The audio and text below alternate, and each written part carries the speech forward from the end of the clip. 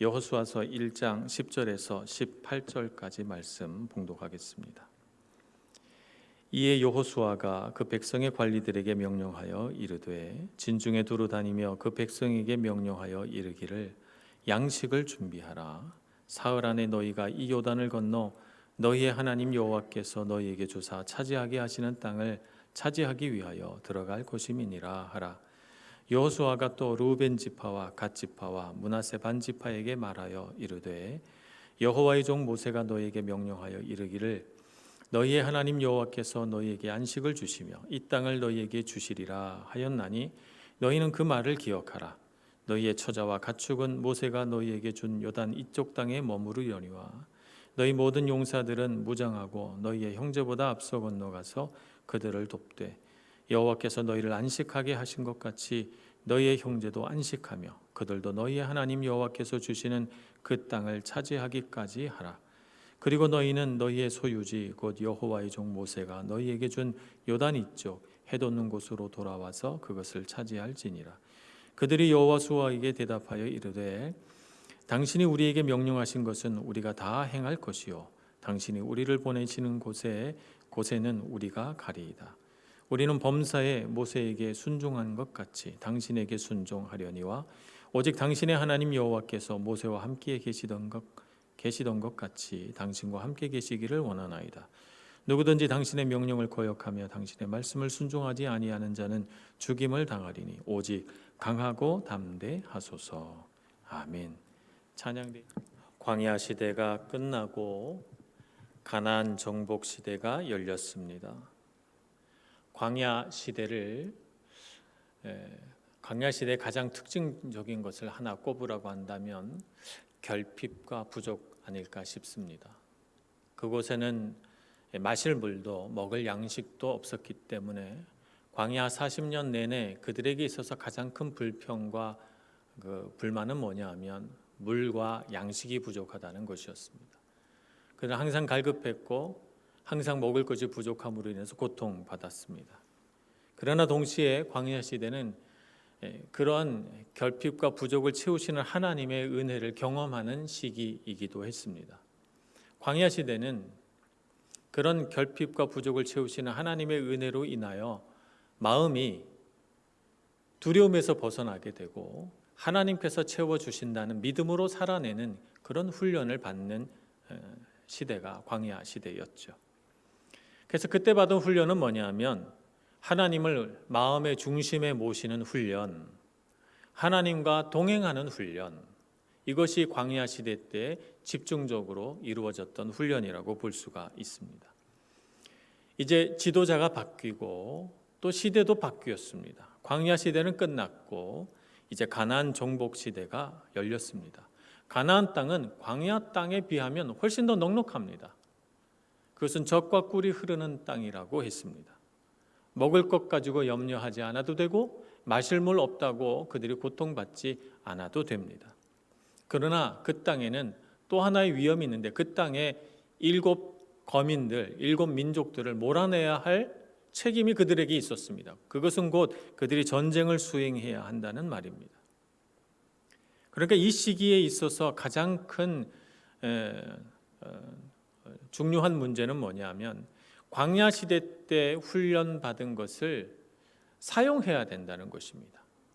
그들이 광야 시대에 그들의 몸과 마음에 담아놨던 하나님께서 훈련시켜 준 것을 가나안 땅에 들어가서 전쟁을 수행하면서 훈련받은 것을 사용하고 그것이 하나님 뜻대로 되는가 안 되는가 그들이 경험해 보는 것이죠. 그래서 이때 훈련받아야 되는 것은 시험과 유혹을 이기는 훈련을 받아야 합니다. 전쟁 앞에서 그들이 시험 들 때, 그들이 가나안 땅의 그 풍요로움 앞에서 유혹에 빠질 때 그것을 이겨내는 훈련을 그곳에서 해야 되는 것입니다. 또한 그들은 그 가나안 땅에서 수없이 많은 전쟁을 치르면서 승리하는 법을 알아가는 훈련을 해야 됩니다. 어떻게 해야 승리하는가? 어떻게 하면 패배하게 되는가 잘 알고 승리하는 법을 배워가는 그런 시기가 가나안 정복 시대다 이렇게 말할 수가 있겠습니다. 자, 이제 가나안 정복 시대가 열렸습니다. 하나님께서 강하고 담대하라라고 여호수아에게 말씀하셨고, 또 백성들도 그와 같이 강하고 담대한 마음으로 가나안 땅을 향해 들어가야 합니다. 그래서 그들은 하나님의 뜻에 맞는 군대로서, 하나님의 뜻에 맞는 백성으로서 잘 준비되어야 됩니다. 그래서 오늘 말씀에 보면 진중에 많은 사람들을 보내서, 정가를 보내서 백성에게 명령하기를 양식을 준비하라. 사흘 안에 너희가 이 요단을 건너 하나님께서 주신 땅을 차지하게 하시는 땅으로 들어가리라, 이렇게 말씀합니다. 양식을 준비하라 라고 하는 말씀은 전쟁에서 버틸 수 있는 힘을 비축하라는 것이죠. 이제 곧 전쟁이 벌어져서 가지고 있는 모든 힘과 능력을 다 전쟁에 쏟아부어서 그 전쟁에서 승리해야 되잖아요. 물론 하나님께서 승리를 주시겠지만, 그러나 하나님께서 싸우시는 싸움을 싸워낼 수 있는 힘은 가지고 있어야 됩니다. 그래서 양식을 준비하라, 이렇게 말하죠. 이 양식을 준비하라는 말은 육신의 힘뿐만 아니라 영적인 힘도 잘 비축해서 가지고 있어야 된다, 이런 말입니다. 왜냐하면 만나라고 하는 것은 하루밖에 먹을 수가 없잖아요. 아침에 만나가 내리면 하루치만 갖고 가야지, 이틀치를 갖고 가면 다음 날엔 벌레가 생기고 썩어버립니다. 안식일 전날에만 이틀치 만나를 거두어 갔어요. 근데 양식을 준비하라라고 하는 말씀은 이틀치 만나를 가져다가 비축하라, 이런 말은 아닙니다. 만나는 하루치만 됩니다. 그래서 양식을 준비하라는 것은 단순히 먹을 것을 준비하라는 차원을 넘어서서 영적인 힘을 비축해서 강하고 담대한 마음으로 가나안 땅에 들어가자라고 하는 말입니다. 신명기 8장 3절에서는 만나를 주신 하나님의 뜻을 계시해 주면서 그들이 정말 가져야 할 영적인 힘이 무엇인가 하는 것을 가르쳐 줍니다. 신명기 8장 3절 말씀입니다. 너를 낮추시며 너를 줄이게 하시며 또 너도 알지 못하며 조상들도 알지 못하던 만나를 내게 먹이신 것은 사람이 떡으로만 사는 것이 아니요 여호와의 입에서 나오는 모든 말씀으로 사는 줄을 내가 알게 하려 하심이니라. 만나를 주신 하나님의 뜻은 만나를 먹고 배불러라 라고 하는 차원을 넘어서서, 그런 뜻도 있지만 그 차원을 넘어서서 사람이 떡으로만 사는 것이 아니라 하나님의 입에서 나오는 모든 말씀으로 사는 줄 알고 육신의 힘뿐만 아니라 영적인 힘도 갖추어서 이 광야를 지나라고 하신 것입니다. 이제 가나안 땅으로 들어가기 위해 그들이 준비해야 될 것은 광야에서 경험한 그 힘이 필요합니다. 그것으로 자신의 마음과 생각과 육신을 잘 준비해야 되는 것이죠. 우리도 이 시대를 살아가면서 하나님께서 주신 땅을 밟으며 하나님께서 우리에게 약속하신 영적인 가나안 땅을 향해 나아갈 때 우리에게 필요한 것은 바로 영적인 양식입니다. 우리는 먹고 사는데 큰 문제는 없습니다.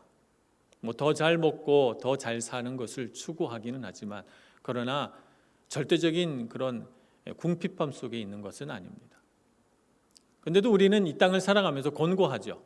늘 힘들다고 생각하고 어렵다고 생각하고 우리 마음은 광야를 지나는 것 같은 그런 어려움을 겪습니다. 우리에게 필요한 것은 무엇입니까? 육의 양식입니까? 영의 양식입니까? 영적인 가나안 땅을 향해 가는 우리 성도들에게 정말 필요한 것은 영의 양식입니다.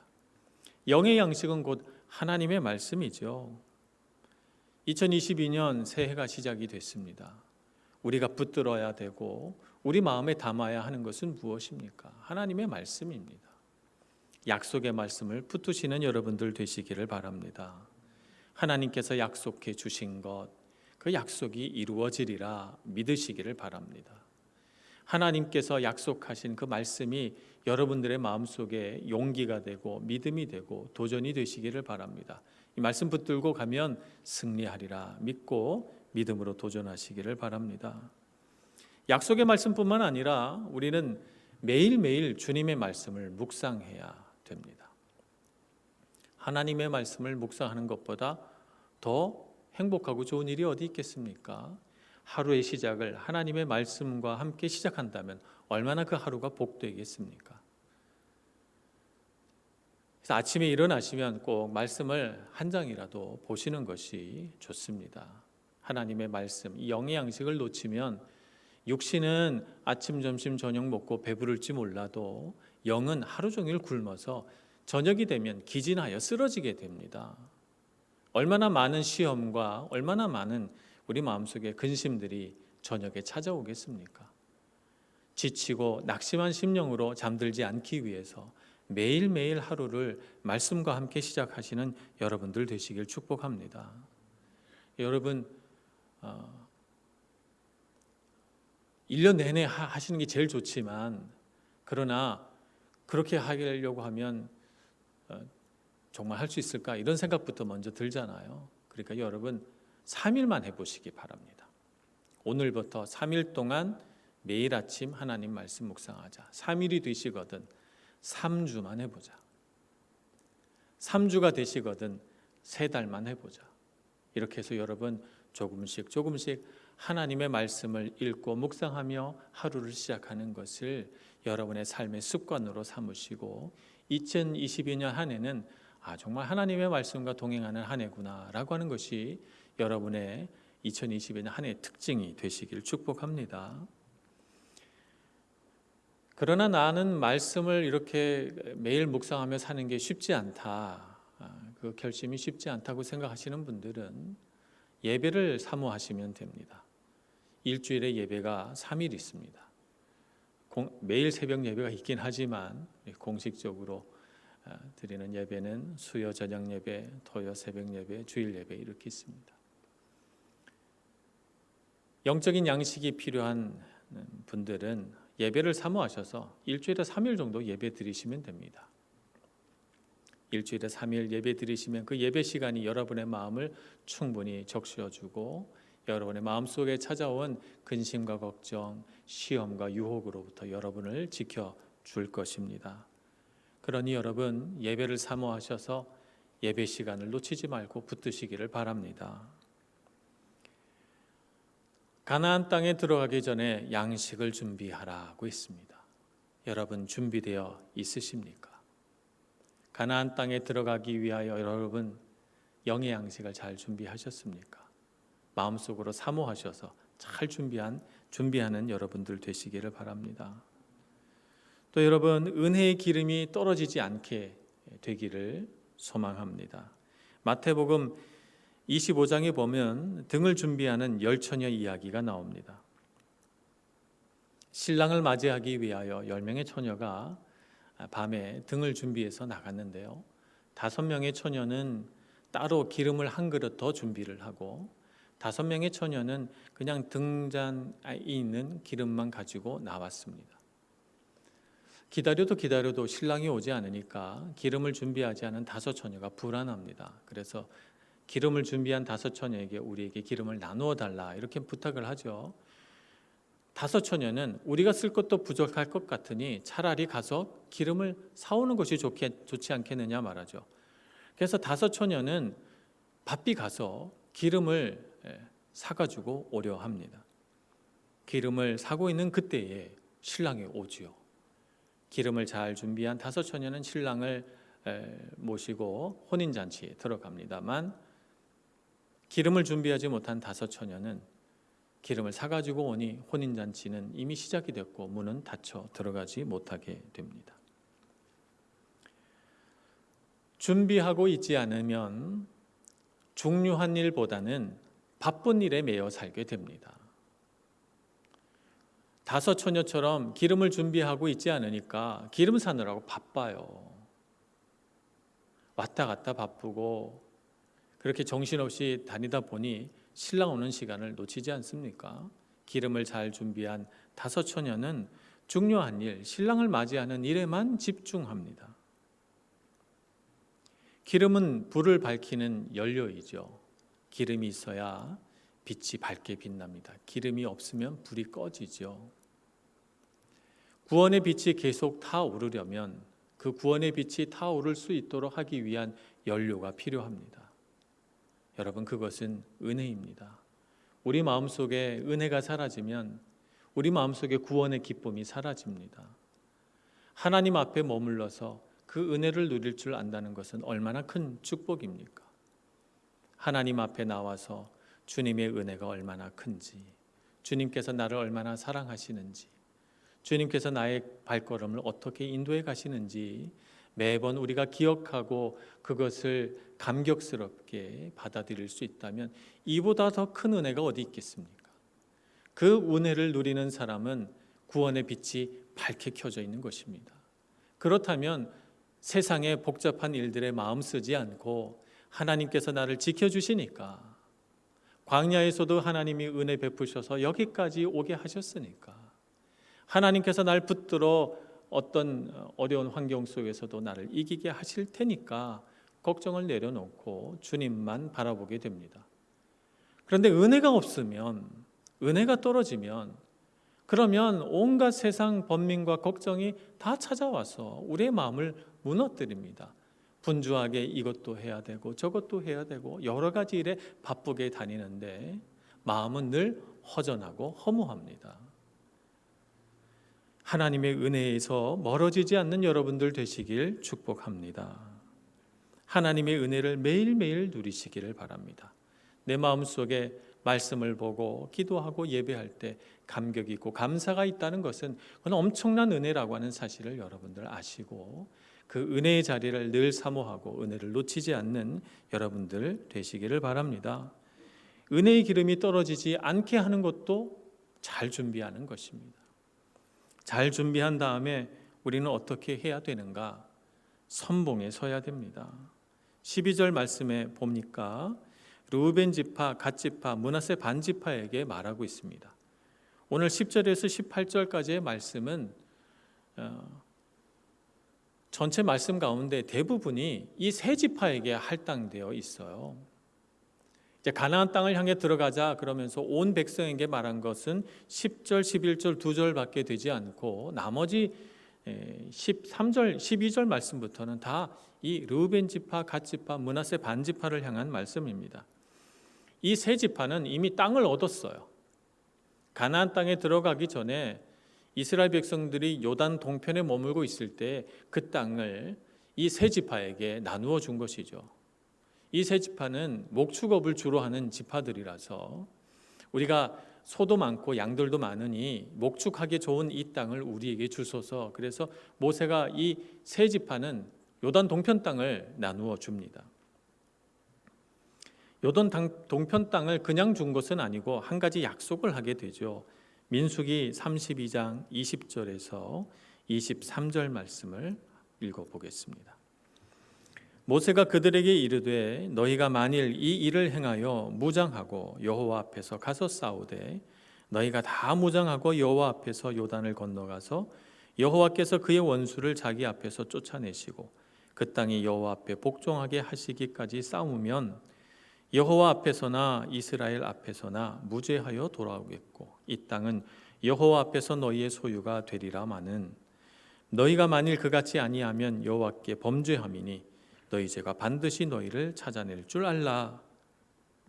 그렇습니다. 모세가 약속하자라고 한 것은 이 땅을 이 세 지파에게 주겠다. 그러나 대신 약속할 것은 가나안 땅을 넘어 요단강을 넘어 가나안 땅을 정복하려고 할 때 너희들도 함께 가자.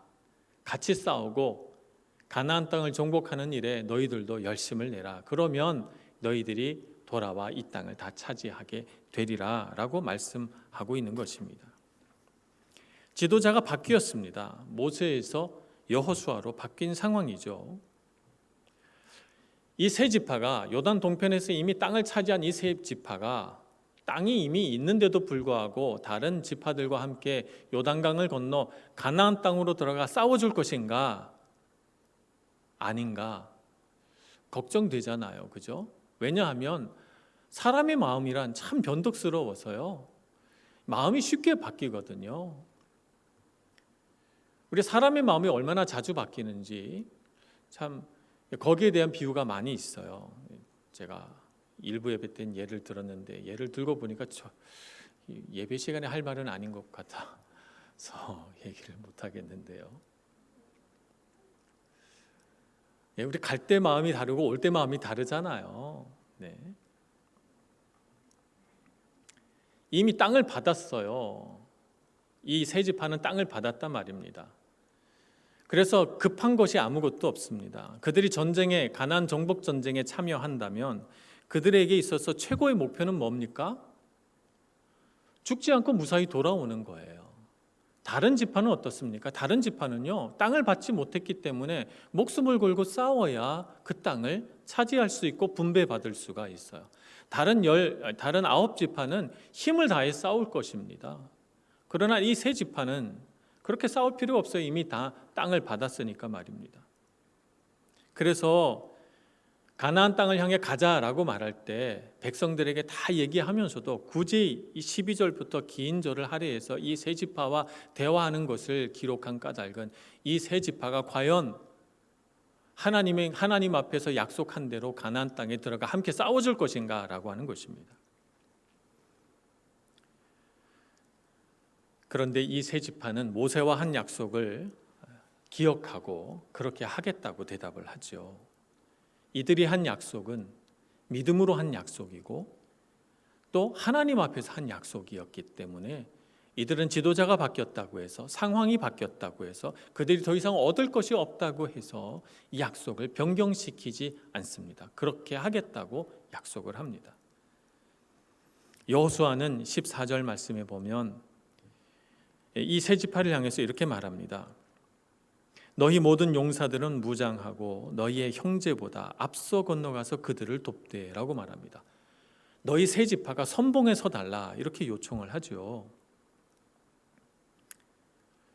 먼저 받았기 때문에, 또 그들이 먼저 받아서 또 많이 누렸기 때문에, 그래서 앞장서서 베풀고 너희들이 앞장서서 나아가서 다른 백성들도 너희를 보고 따르게 해달라라고 말하고 있는 것입니다.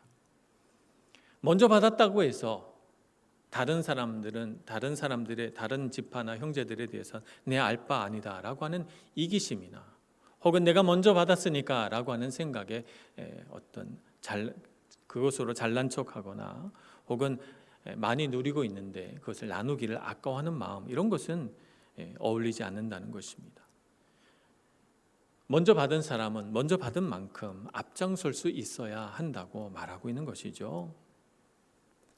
하나님의 일을 하는 데 있어서는 늘 그렇습니다. 우리가 찬양의 은사를 받으면 찬양하는 일에 앞장서야 됩니다. 우리가 섬기는 일에 봉사한다면 섬기는 일에 있어서 앞장서야 됩니다. 복음을 전파하는 일이 있으면, 복음을 전파하는 은사가 있으면 그 능력으로 앞장서야 됩니다. 성경 말씀을 보니까 많은 믿음의 사람들이 등장하는데 믿음의 사람들은 뒤처져서 남들이 가면 따라가는 사람들이 아니었습니다. 은혜 받은 베드로는 분연히 일어나서 누가 시키지도 않았는데 오순절 다락방 그 유명한 설교를 하고, 그가 모든 사도들보다 앞장섰기 때문에 가장 먼저 감옥에 투옥되는 그런 고난을 겪습니다. 그러나 그만큼 그는 복음을 전파하는 일에 앞장서는 사람이 되고, 그래서 믿음의 공동체가 점점 더 흥왕해 가는 데 있어서 큰 역할을 하게 됩니다. 섬기는 일에 있어서도 믿음의 사람들은 항상 앞장섰습니다. 초대교회가 만들어지고 나서 많은 사람들이 자기 소유를 자기 것이라고 하지 않고 다 교회 앞에 가지고 나와서 가난한 자들을 돕고 고아와 과부를 돌보고 했거든요. 그럴 때 앞장선 사람이 있습니다. 바나바라고 하는 사람은 자기 소유 곧 밭을 다 팔아가지고 사도들 발 앞에 놓고 교회 공동체가 그것을 가지고 가난한 자들을 돕게 했습니다. 복음을 전파하는 일에 있어서도 집사 빌립과 같은 사람은 이스라엘 영토를 남북으로 그렇게 다니면서 온 나라에 복음이 필요한 사람들에게 복음을 전하고 복음을 전하는 자라고 하는 별명을 갖게 되었습니다. 누가 사도 바울더러 그렇게 고생하면서 이방인에게 복음 전하라고 강요한 사람이 있습니까? 하나님께 은혜 받은 사도 바울은 앞장서서 복음을 전파하는 사람이 되었습니다. 여러분, 하나님을 먼저 믿었습니까? 신앙을 먼저 시작했습니까? 앞장서시기 바랍니다. 선봉에 서시길 바랍니다. 뒤처져서 남들이 가면 나도 눈치껏 따라가야지 하지 마시고 봉사하는 일에서든 찬양하는 일에서든 예배하는 일에서든 앞장서시는 여러분들 되셔서 2022년은 여러분들이 가장 선봉에 서는 한 해가 되시길 축복합니다. 먼저 주신 이유가 있겠죠. 이 세 지파에게 땅을 먼저 주신 이유가 있습니다.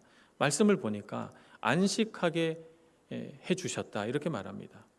여호와께서 우리를 안식하게 하신 것 같이 우리도 이제 다른 형제들을 안식하게 해줘야 되겠다라고 표현하고 있습니다.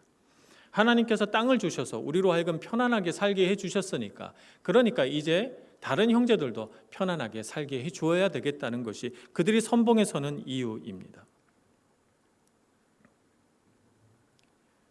안식이라고 하는 것은 가장 먼저는 하나님과 화평한 것이고, 그리고 오늘 여호수아의 맥락에서는 땅을 정복하여 전쟁이 그치는 것을 말하는 것입니다.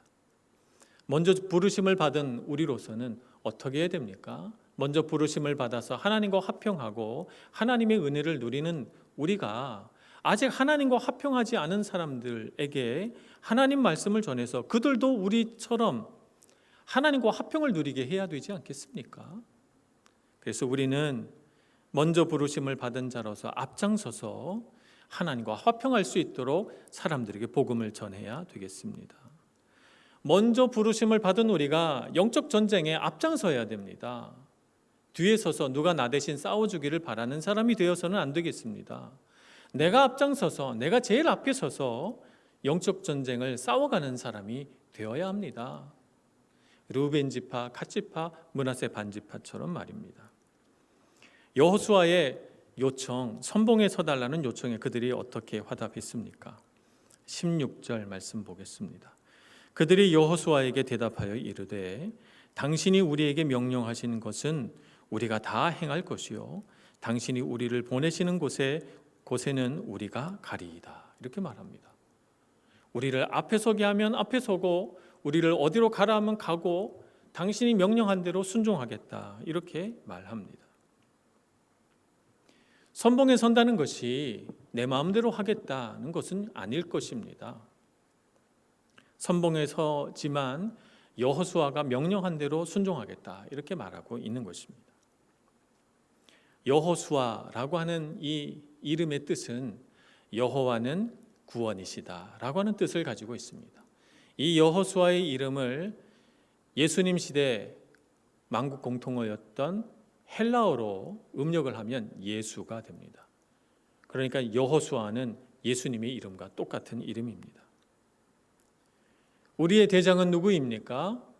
예수이십니다. 예수 그리스도께서 우리의 대장이시고 우리 삶의 영적 가나안 땅을 향해 나아갈 때 누가 우리를 이끌어 가십니까? 예수님이십니다. 우리는 영적 가나안 땅을 향해 가는 동안 많은 전쟁을 겪을 것입니다.